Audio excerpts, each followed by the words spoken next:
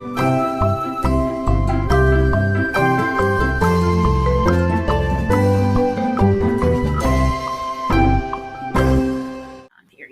Well, you talk about money, and I don't know how deep you want to go. I don't want to get into dollar amounts and anything like that, but I guess this is where I will go with this. So, when you're talking about service dogs, how does that work as far as funding? Do they ask you to pay for it? Is there Oh yeah, programs that you go to? Also, you have to pay out of pocket. yeah.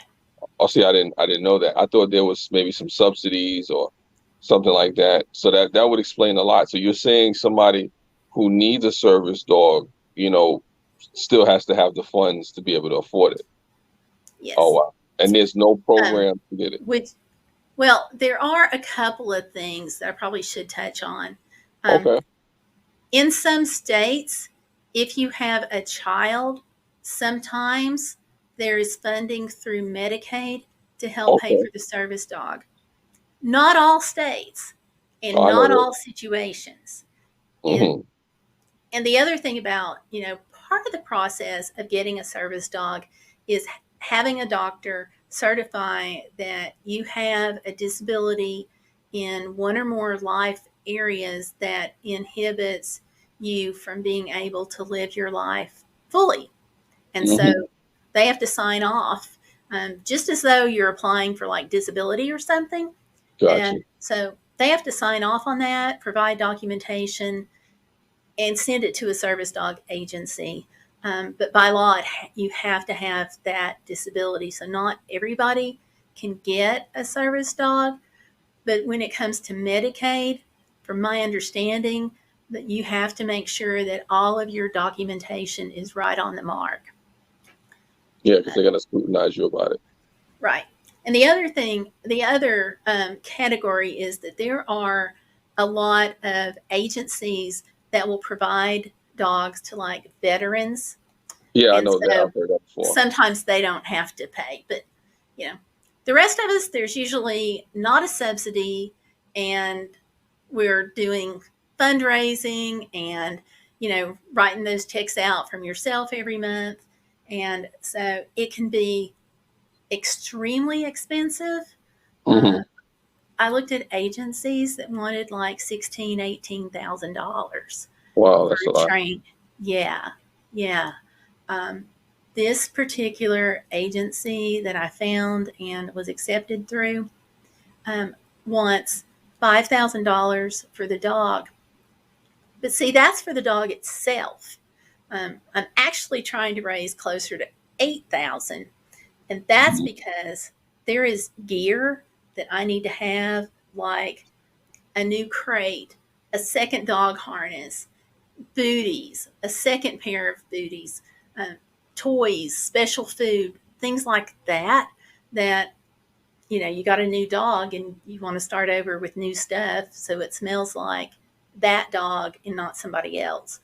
Yeah. So, you know, that's, we're estimating around $500. Um, Oh, wow. Also, you've got to go to basically doggy boot camp. This organization says it's either between 1 to 2 weeks. And I don't eat out a whole lot when I travel. So the difference is you're going to doggy boot camp for 2 weeks, and it's going to cost possibly 2 weeks, and it's going to cost you more because part of the training in the boot camp is you will go with your dog and a trainer to restaurants. So Hmm. where you may not, you know, eat out for that week, normally you're eating out every day because you're working with a trainer on how to manipulate and handle your dog.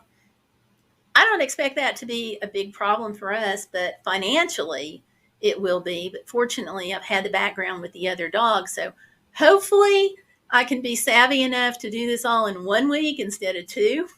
Hmm. Um, but it's kind of expensive. They're in the center of the country in Kansas. So I'm going to be driving from Virginia to Kansas. Hmm. Hmm. We're going to have a couple of campground nights. We're figuring 2 going out, 3 going back. So Okay. you've got to factor that in. You've got to factor in the cost that, where are you going to stay for a week? You know, we're going to stay at a camper, at a campground somewhere, because you can't spend a week in a Walmart parking lot. You only overnight. Yeah, So yeah, yeah. There's laws and all that. yeah, yeah. Yeah, yeah, yeah. So so all of that adds up. So when somebody hears, oh, I've got to raise, $5,000 for the dog itself, I hear 16,000, but the actual amount may be higher because of the other extra things that you got to do. Well, I think it's important to have conversations like these because you get a chance to get educated. And is there any other charities or fundraisers that you could name, or any organizations that you know of right offhand that people need to know about?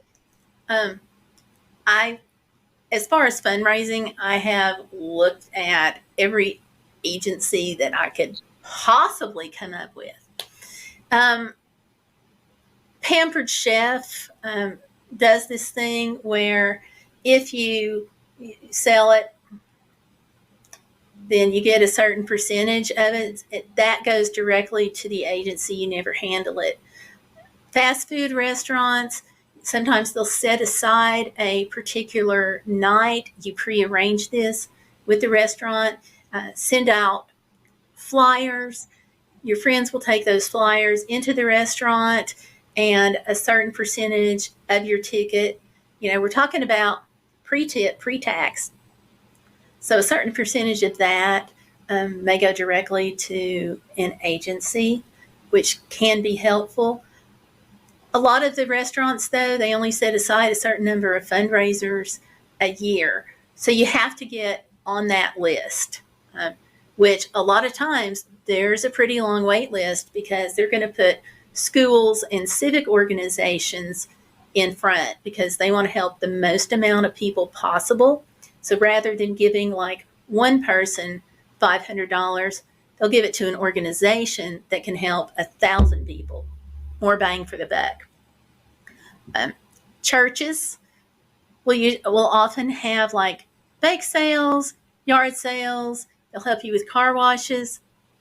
But in 2020, most of that is out the window because churches and nonprofits are really struggling right now. So, Yeah, yeah, so where they might help you normally, suddenly they've got to do these things to keep the lights on. yeah. So, And you just reminded me of something. Sorry to cut you off. no, you're fine. There's the whole pandemic part of it too. While you're trying to live and do your thing with the service dog, you gotta remember people are struggling. So the people that normally would be able to help you are trying to stay afloat themselves. Right. Because definitely when you're dealing with churches, that becomes an issue. And Yes. people forget that. Definitely. Yeah, yeah. I didn't even think about that. You Well, know. and the other thing it does is some service dog agencies are having a really big problem, um, and they are having to extend their wait list. So let's say it Mhm. was 18 months or 2 years. Well, some agencies are actually now saying it may be 3 years because part of the training of the dogs is being able to go to Walmarts and restaurants and fast food places, grocery stores, and those places, a lot of them shut down during COVID. So the opportunities to train the dogs that were already even in the pipeline Mhm. got severely limited, and that's impacted the training of the dogs in some agencies. So, yeah, there you go. Well, So I there's mean, no, there's a no, lot no. that COVID infected affected. Well, no, I mean, because I didn't know that part. I automatically assumed that, yeah, if you need a service dog, everybody could get a service dog. It's not, one of those things where, okay, funding is the biggest thing. But like you said, the training, the boot camp, then, staying there, traveling with the dog, making sure you could afford to live your regular life, with your expenses and everything, and then turning around and having to, be able to maintain the dog, it's costly, and a lot of Yes. people don't realize that. I mean, I think the important thing is to just educate the public. I mean, because a lot of us really don't know, you know.